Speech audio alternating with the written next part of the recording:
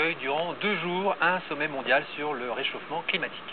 Jusqu'ici, seuls les scientifiques, les associations et les États s'exprimaient sur ce sujet. Aujourd'hui, et pour la première fois, des régions se penchent au chevet du réchauffement climatique. Au total, une centaine de régions représentant 55 pays du Nord et du Sud confrontent leurs expériences jusqu'à demain. Des échanges qu'ont suivi pour nous Gilles Lemorvan et Raymond Boudet. Je pense que nous traversons une très profonde crise culturelle. Financière, économique, sociale, alimentaire, climatique, il n'y a pas des crises, il y a une crise. Voilà donc en 2 mots ce qu'ont répété tous les intervenants aujourd'hui à Saint-Malo. Alors à la question, par les temps qui courent, a-t-on encore les moyens de se soucier de l'environnement? La réponse a été unanime, plutôt 2 fois qu'une.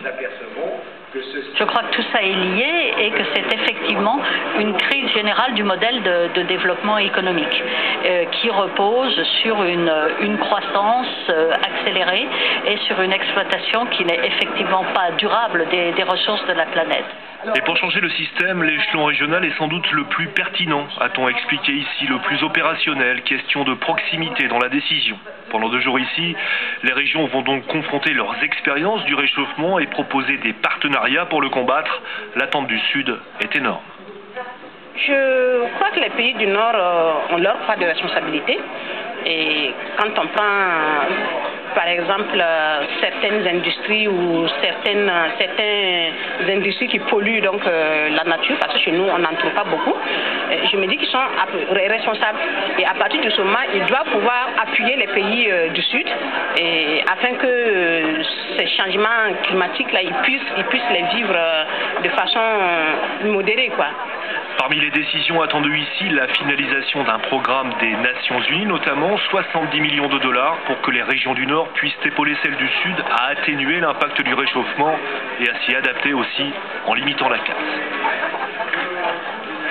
À Saint-Malo, notre premier invité ce soir est Abdourahim Agne, le ministre de l'aménagement du territoire du Sénégal. Bonsoir Monsieur le ministre, merci d'avoir répondu à notre invitation. Quand on parle du réchauffement climatique, on l'envisage souvent sur le long terme. Et vous, dans votre pays, subissez-vous déjà des effets secondaires? Avez-vous déjà des problèmes concrets à gérer? Depuis fort longtemps, nous avons ce que l'on appelle l'avancée du désert un peu partout. Cette avancée du désert est une chose tout à fait concrète. Durant la grande sécheresse des années 70-80, pour vous donner juste une image, je voyais des poules passer de mon village au village d'en face sur la rive droite, c'est-à-dire en Mauritanie. C'est donc vous dire qu'il n'y avait pratiquement plus de fleuve Sénégal, le fleuve qui a donné son nom pourtant à notre pays. C'est une affaire pas seulement de mode, c'est une affaire concrète qui pose la question de la survie de l'humanité.